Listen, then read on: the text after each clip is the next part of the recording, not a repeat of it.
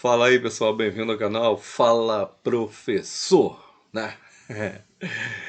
Gente, tem muita gente que está fazendo graduação aí na Estácio para ser professor, né? Para se tornar, para lecionar. E a licenciatura é muito bom. Eu sei que no país o professor não é bem valorizado, mas isso pode mudar com o tempo, quem sabe? Vamos acreditar e ter fé. É difícil, né? Porque as políticas públicas só tendem a diminuir a valorização e a importância, né, da nossa função na sociedade, não é verdade? Nós somos formadores, nós somos educadores, né? Todas as profissões passam pelo professor, não é verdade?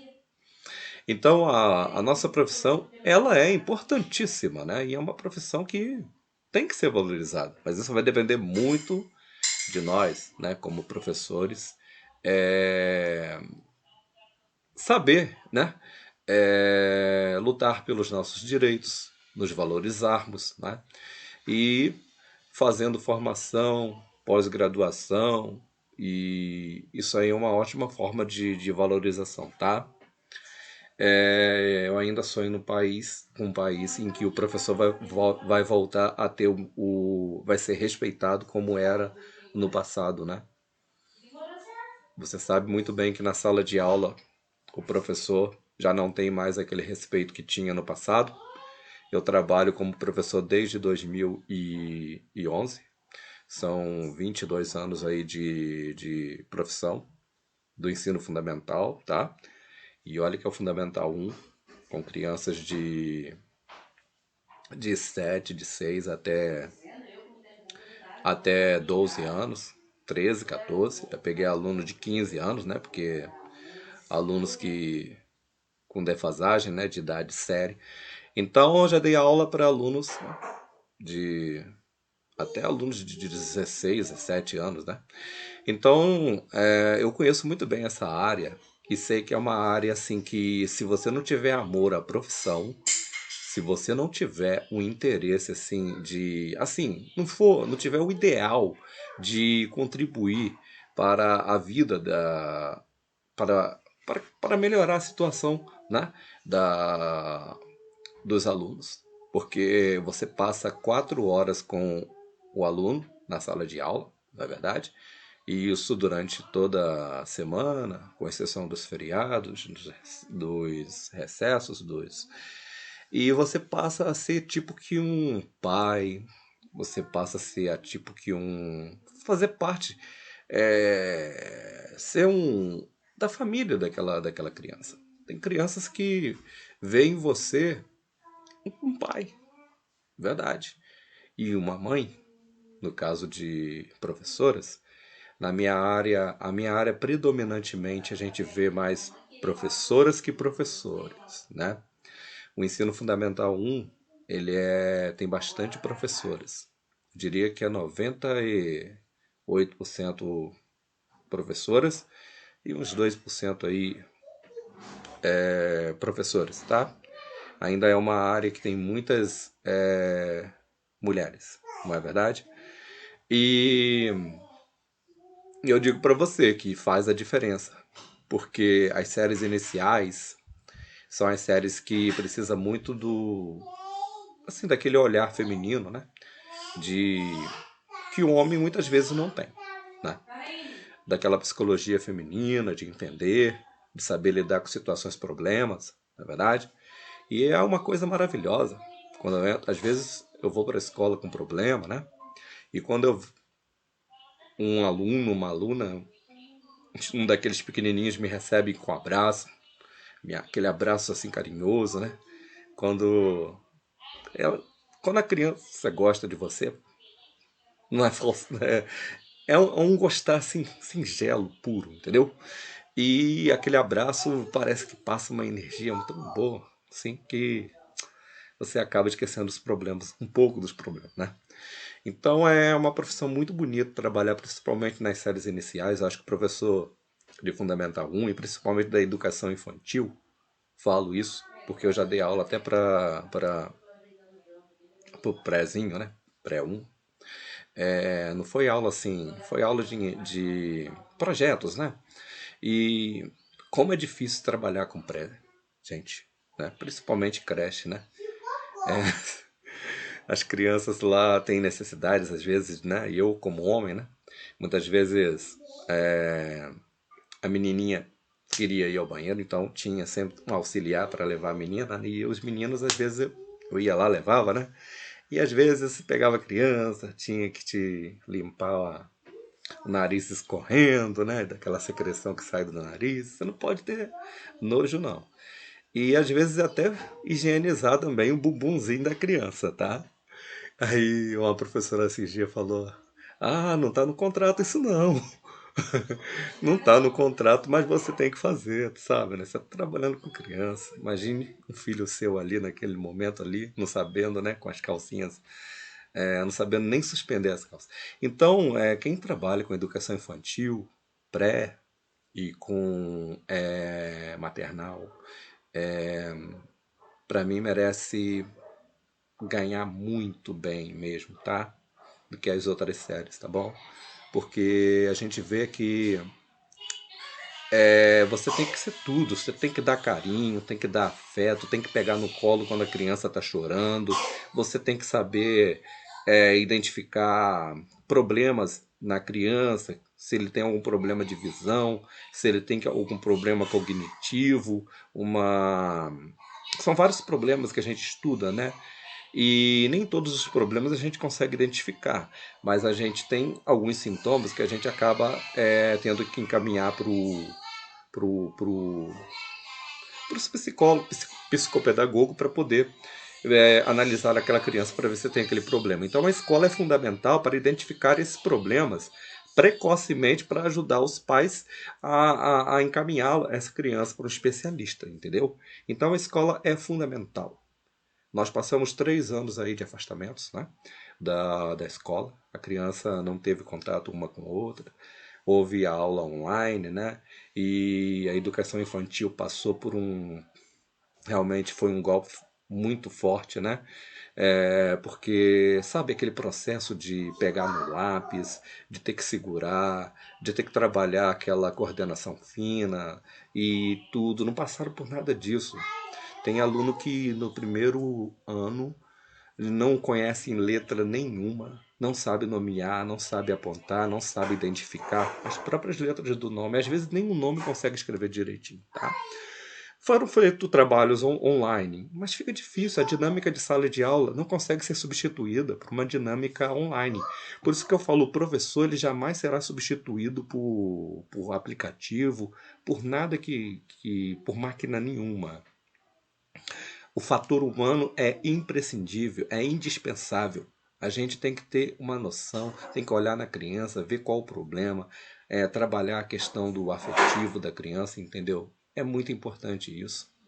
Fora as crianças que têm necessidades especiais, né? Que a gente tem na escola também, que tem que ter um olhar diferente, um trabalhar diferente com essas crianças que precisam muito da nossa atenção, né? Para poder a gente integrar, para poder fazer com que elas se sintam, né, parte da escola. E houve uma época em que elas não eram, né? Era tipo agora não, elas estão dentro de sala de aula, elas têm que fazer parte das atividades, entendeu? E é isso aí. Então, gente, é uma profissão muito bonita. Há aqueles que preferem dar aula para alunos maiores, né? Para adolescentes. E eu estou fazendo graduação para dar aula para adolescentes e quem sabe até para. Aí a gente pensa assim, eu perguntei, será que é mais fácil dar aula para adolescente? Não, não é tão não. Tem também os seus problemas lá, né? Eu não tenho experiência com alunos assim mais maiores, né? Mas eu acredito que há problemas, assim como eu vejo em outras escolas, há conflitos, há brigas, né? Às vezes, em frente à escola, já vi brigas de meninas com meninas, arrancando o cabelo um da outra e tal, tal. Às vezes, uma vez, duas meninas se agarraram, se pegaram na sala de aula por causa de um problema lá. E a gente fica sem saber o que fazer, porque você não pode também, né? segurar e às vezes você pode segurar e às vezes leva um tapão na orelha ou você acaba até, né, segurando e não sei o que pode acontecer e o adolescente chega em casa ou a jovem fala, conta uma história e então a gente tem que ter todo o tato, todo. Aí nessa hora a gente chama a direção, chama a coordenação, chama todo mundo para poder resolver essa situação em sala de aula, entendeu?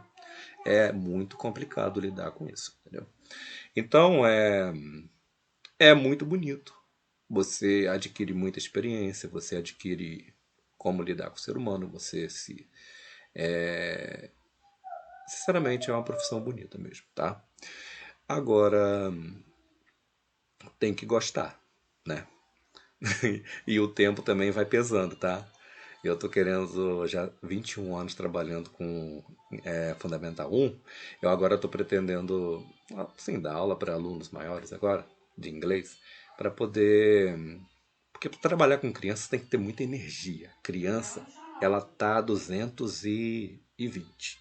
Se você tiver a 110, você não acompanha, não. Não acompanha, não.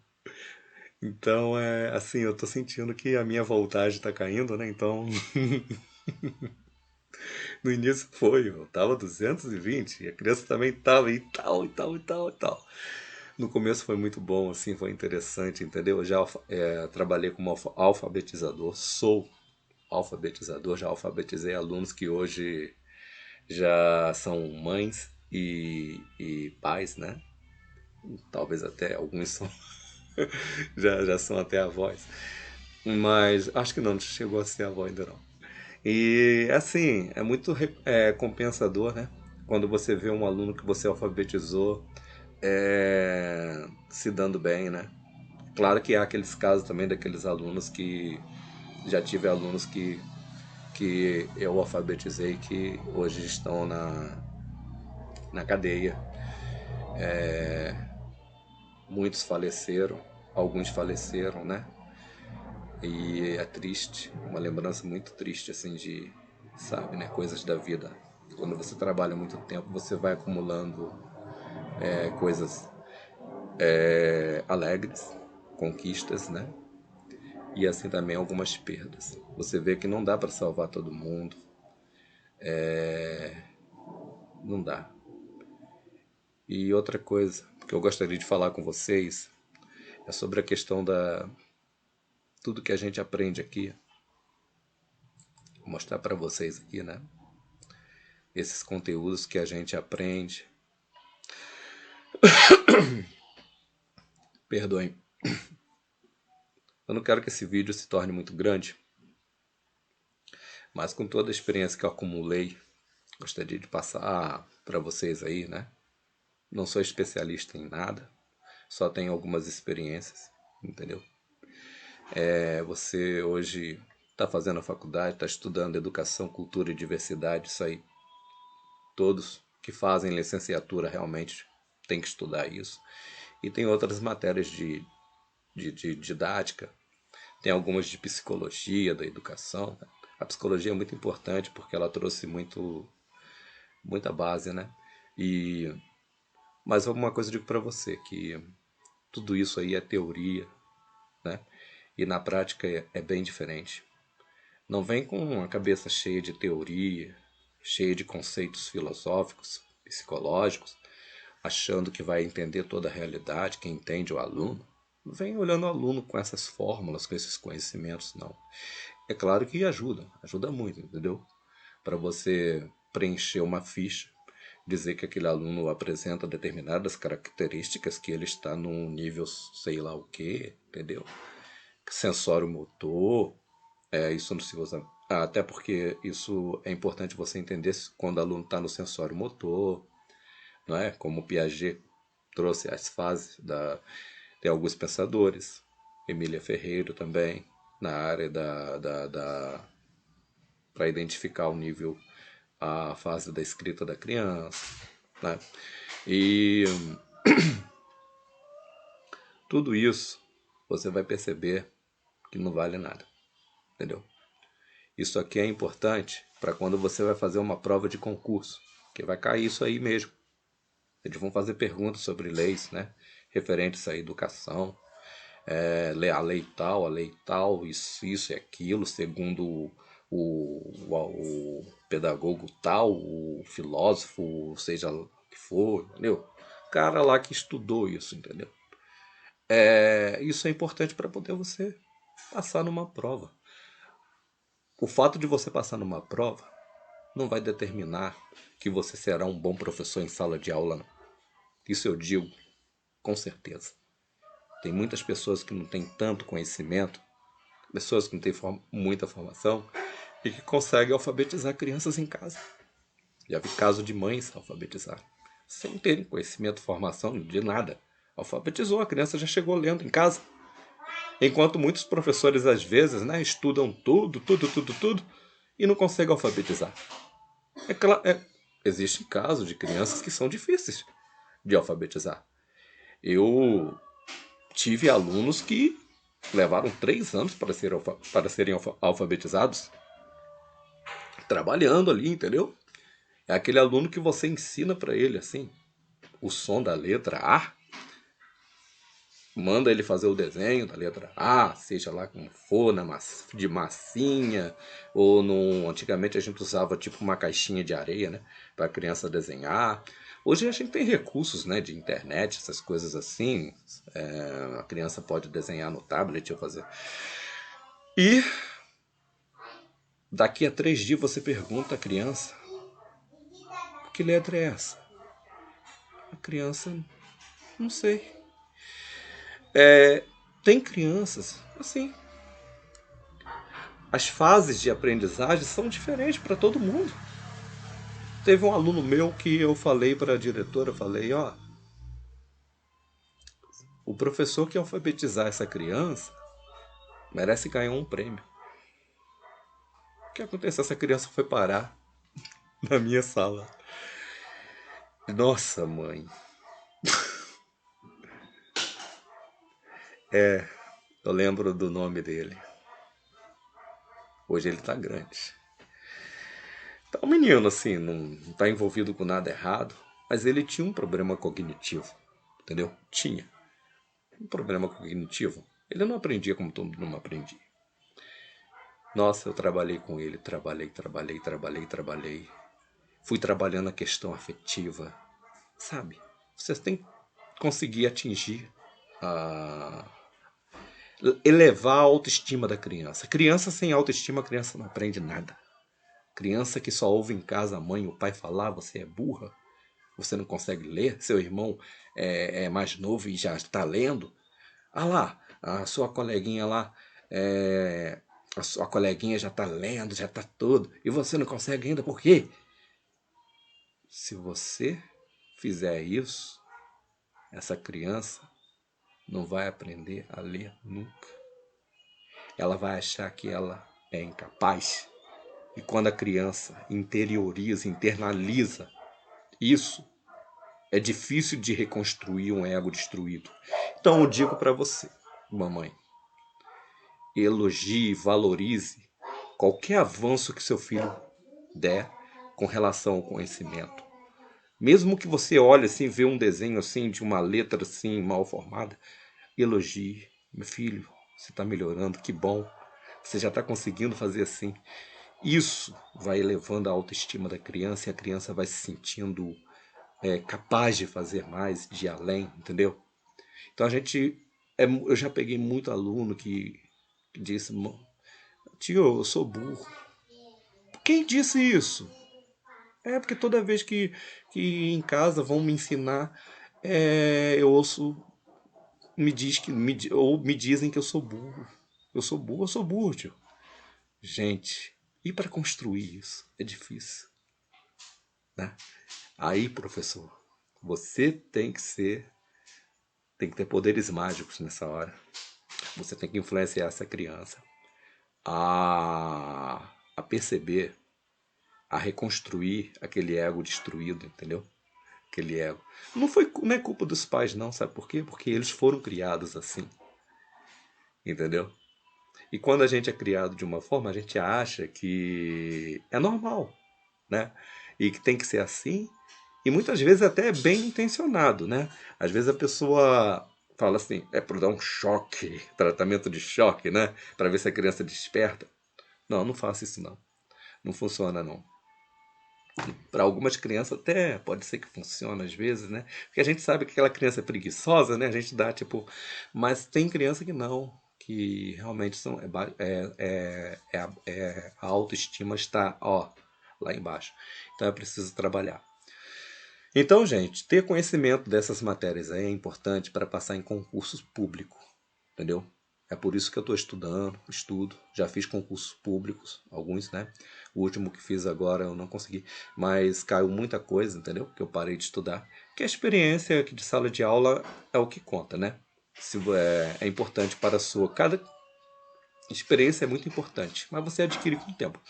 Estudo é importante, sim, é ótimo.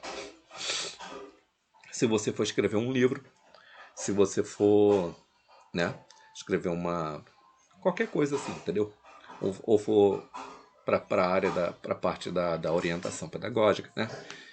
E a gente sabe que o bom orientador ele dá toda a autonomia ao professor na hora de trabalhar com o aluno, porque é ele que está ali na linha de frente, é ele que identifica as coisas, e o professor ele tem que estudar muito, ele tem que ler, ele tem que saber, né? Essas coisas. É importante o conhecimento. Não estou descartando, não. Mas eu digo para vocês que não vá para lá achando que você já tem uma fórmula mágica, né? Já tem tudo aqui na cabeça. Ah, aquele aluno ali, eu já sei, de acordo com Piaget, de acordo com Emília Ferreira e Vygotsky, né? De acordo com... Ah, já sei, esse aluno. Eu já identifiquei a fase em que ele está. Ele está no pré-silábico. Ele está no silábico alfabético. Eu vou trabalhar essas atividades e essas e essas e essas e essas. As atividades, elas são importantes, né? Mas primeiro você tem que ter um diagnóstico da turma, né? Esse diagnóstico que vai orientar qual tipo de atividade que você vai trabalhar. Mas a atividade em si, por mais bem elaborada que ela seja, se você não souber trabalhar esse tipo de atividade de forma que faça com que a criança tenha interesse em fazer aquela atividade, essa atividade não vai render nada. Nada, nada, nada. Muitas vezes cheguei na sala de aula com atividades bem elaboradas, tal, papapá, achando que ia arrasar. Mas, gente, saí de lá assim, com a sensação de que não foi. E muitas vezes cheguei lá com atividade assim, não tão. Mas não sei, a criança viu um interesse naquela atividade tão grande que a criança rendeu, deu um salto quântico, né? Alguns, né, deram um salto quântico, né? Então a gente tem que. Gente, isso é para outro assunto, essa questão aí da gente pegar o conteúdo e linkar esse conteúdo com alguma coisa que esteja. Que tenha a ver com os interesses da criança, né? Então, gente, o que eu digo para vocês é o seguinte: vamos estudar, vamos, mas a experiência é o que vai determinar o bom professor, entendeu? O bom profissional. E muitas vezes, às vezes, com o tempo vocês vão perceber, poxa, não é isso aí não, cara. E muitas vezes gente que acha que não dá para profissão, às vezes vai chegar lá e vai falar, poxa vida, que legal, adorei, né? Quem gosta de criança, não tem como não gostar de criança, não é verdade? Então, existem espinhos, muitos espinhos, pedras enormes, existem, existe até na área, né? Assim, você vai encontrar disputas, né? Por turmas. Ah, eu quero aquela turma. Ah, eu quero aquela. Eu sempre peguei a turma que eu nunca escolhi turma. Falei assim, me dá a turma aí que você quiser. E me dá aquela turma ali mais difícil aquele. Eu quero aquela turma difícil que ninguém quer. Eu sempre fui assim. Nunca fui de escolher turminha. Ah, aquela turma boa, né? Eu vou pegar. Aí a turma aprende e tal, o professor sai como, poxa, ele fez um bom trabalho. Os alunos eram todos, né? Tinham um bom nível de aprendizagem. Agora, e aquela turma desafiadora, né? É essa turma que faz você crescer. Tá? Já peguei turma com dificuldade e tive resultado. E esse aluno que eu falei com a diretora que mereceria um prêmio, o professor que conseguisse alfabetizar, Deus parece que olhou para mim e falou assim: é você. No final do ano, o aluno já sabia ler, já sabia escrever. Coisa que ninguém já estava há 3 anos ali na escola e não sabia, não aprendia nada. Chegou ao final, aí teve uma festinha, a formatura, chega a diretora com um embrulho de presente e me dá. E falou: "Você lembra que você falou?" Eu falei: "O quê?" Que aquele aluno que o professor que conseguisse alfabetizar aquele aluno mereceria um presente. Aí eu falei: "Ah, eu acho que eu lembro." Então, toma o presente. É isso aí, pessoal. Até o próximo vídeo.